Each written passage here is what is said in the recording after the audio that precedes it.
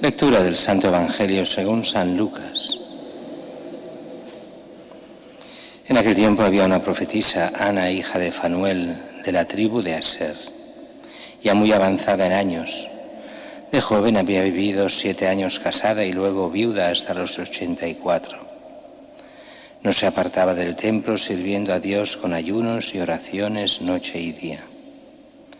Presentándose en aquel momento, alababa también a Dios y hablaba del niño a todos los que aguardaban la liberación de Jerusalén.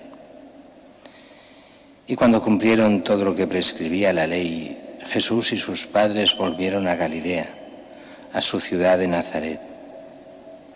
El niño, por su parte, iba creciendo y robusteciéndose, lleno de sabiduría, y la gracia de Dios estaba con él. Palabra del Señor.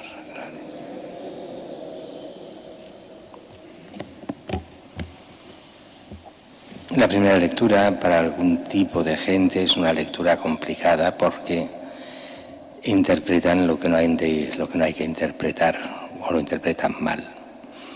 ¿Cuál es el problema? Es que se nos habla aquí del mundo. No améis al mundo ni lo que hay en el mundo.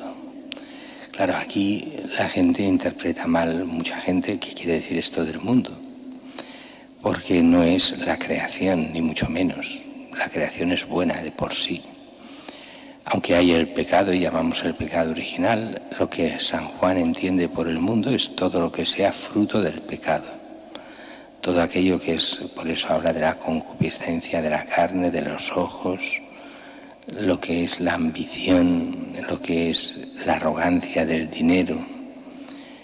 Eso, lo que en el fondo es el pecado, eso no es de Dios, así que ha de ser apartado. No quiere decir el mundo en el sentido de la creación que se ha de apartar, no, si somos parte de esa creación, parte especial en la creación, pero somos parte de la creación. El problema que hemos de dejar es el mundo.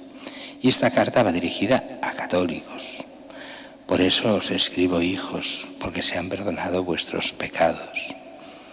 Os escribo, padres, porque conocéis al que es desde el principio. Os escribo, jóvenes, porque habéis vencido al maligno. Os escribo, hijos, porque conocéis al Padre. Todo eso son las familias cristianas de primera generación que realmente creían y hacían lo que Cristo decía, aunque había de todo también. No creamos que todo era perfecto, pero que sí habían muchos santos, porque se la jugaban por ser cristiano, porque no era fácil tampoco en aquella época, ni en la nuestra. Así que luchemos contra el pecado, no contra el mundo como lo entendemos hoy, no contra la creación, pero sí contra todo lo que son las ideologías que nos apartan de Dios, contra el pecado que nos aparta de Dios. Y eso continúa vigente siempre hasta el fin del mundo, hasta que llegue la redención plena. Y en el Evangelio, continuamos con el Evangelio de ayer, que era Simeón, y hoy hay la profetisa Ana. Están en el templo presentando a Jesús al templo, y allí el sacrificio de las 2 palomas, el sacrificio de los pobres. Y ayer veíamos Simeón, las profecías que hace. Hoy no se nos llamaba profeta a Simeón, pero profetizaba. Hoy, curiosamente, se habla de una profetisa y aparentemente parece que no haga profecías. Pero ¿qué es el profeta en el Nuevo Testamento? Y también en el Antiguo, el que habla en nombre de Dios.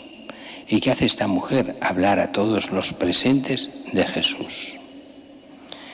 Y de lo que no nos dice qué decía de Jesús, pero del contexto se entiende muy bien, y de lo que decía Simeón también, presentarlo como el Mesías, como el que esperaban, como el que tenía que venir. Y esta mujer, dice aquí curiosamente, Ana, hija de Fanuel. Es curioso que nos ponga nombre y apellido. Muchas veces de muchos personajes no sabemos nada. Aquí quiere que la historia se acuerde de esta mujer. Mujer de 84 años, dice que había vivido 7 años casada, con que en aquella época se casaban hacia los 15, pues llevaba 60 y pico años de viuda. hasta los 84 que tenía en ese momento. Dice que no se aparta del templo, que servía a Dios con ayunos y oraciones noche y día, que alababa también a Dios, que hablaba del niño a todos los que aguardaban la liberación de Jerusalén, o sea, los que aguardaban al Mesías. De alguna forma es para nosotros estímulo y ejemplo. Eso es lo que llamaríamos el apostolado en otros momentos, y eso es lo que nos pide también a nosotros.